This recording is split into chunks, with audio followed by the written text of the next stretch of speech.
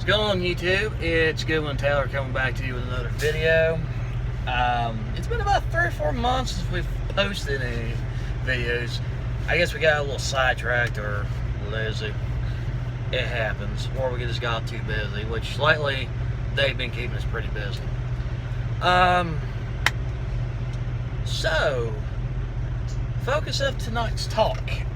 U.S. Xpress. Good company, bad company. Should you work for them, should you not? Well, let's talk about that for a minute.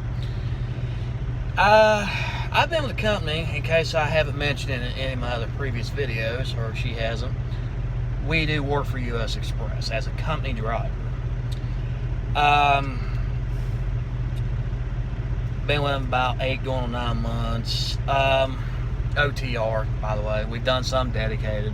I'll explain that in another video.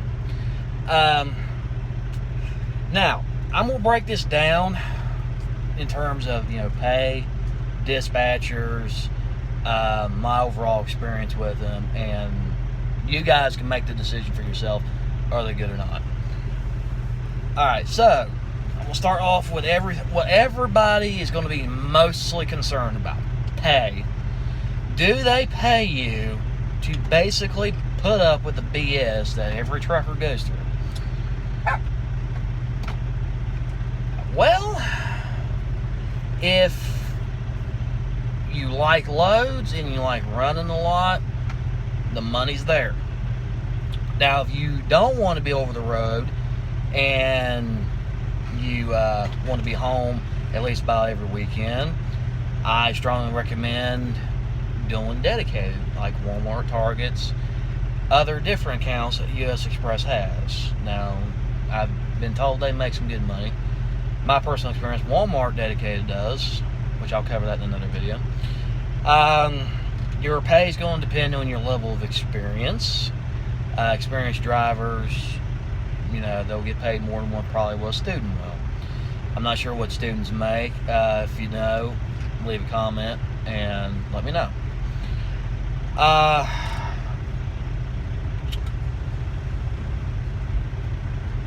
Dispatchers. I've actually went through 2 different dispatchers. My first dispatcher, when I first came on with the company, she was awesome. Shout out to Deborah. She helped us any way we needed.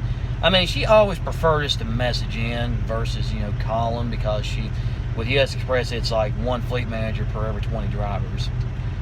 At least that is with OTR. I'm not sure how it works on dedicated.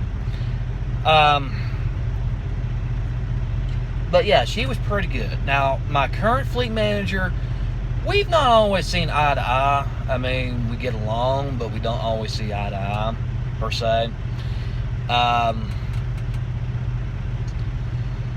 Now, on weekends, you're going to have different fleet managers that you'll deal with. Well, dispatchers, fleet managers, whatever you call them. On the weekends, we mainly call them dispatchers because of the weekends. Fleet managers, your normal fleet manager that you'll have, they'll probably be off. You'll probably have somebody else that manages it, will answer the phone calls and things like that. Weekend call-ins for me, sometimes you'll get ones that they don't know, what's going on or anything like that. Sometimes my weekend fleet manager, Cassie, she's pretty awesome. Every time I call in, she helps me through the problems, or she leaves an email or something for my fleet manager to come back to help me out with. Equipment for U.S. Xpress. We currently are in a 19 International. It's been a good truck. The other trucks they have are KWs, Freightliners, and they have older trucks like the Pro Stars. Now, I know you guys will say, well, I've seen a Volvo that has U.S. Xpress on it. Yeah, that's another part of the lease purchase program called the TEL, T-E-L, where you have to do a credit check and some money down on it. If I'm wrong about the money down, leave a comment, let me know, because I'm not sure how the TEL exactly works. But yeah, that's a whole nother thing. What else? Loads, wait time. Generally, during the weekdays, freight generally moves pretty smoothly. You normally don't have to wait too long to get loads.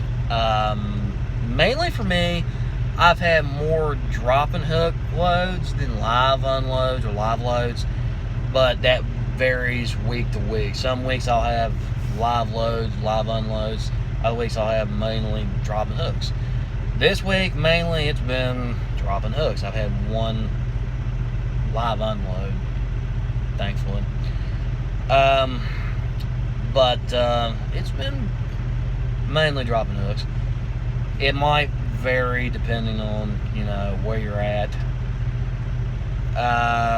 Wait time, now on the weekends, the wait times can be a little bit higher depending on where you're at and if they have any freight in your area. Now, if they don't have any freight in your area, they might, deadhead you to another part where they do have freight. Sometimes they will create like a dummy load for you, and you just haul an empty trailer to another location, and then they'll send you a load. I've had to do that a few times.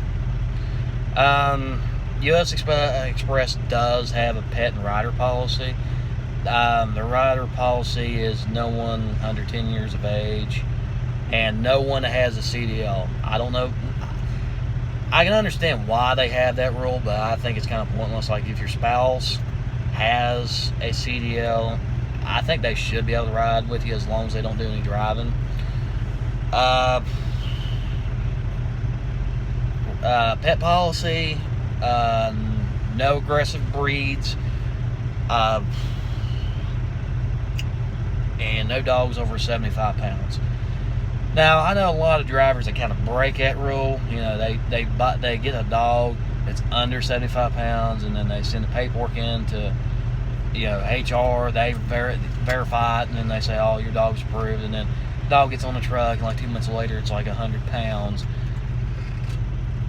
They really don't check too much into that. At least I've always heard. Other than that, my basis with the company's not been too bad. Other drivers might be a little different. It's really, for me, it's a good starter company to get your feet wet, to get your foot in the door and everything like that. So, if you would, comment, subscribe if you would, and I'll hit you back with another video soon.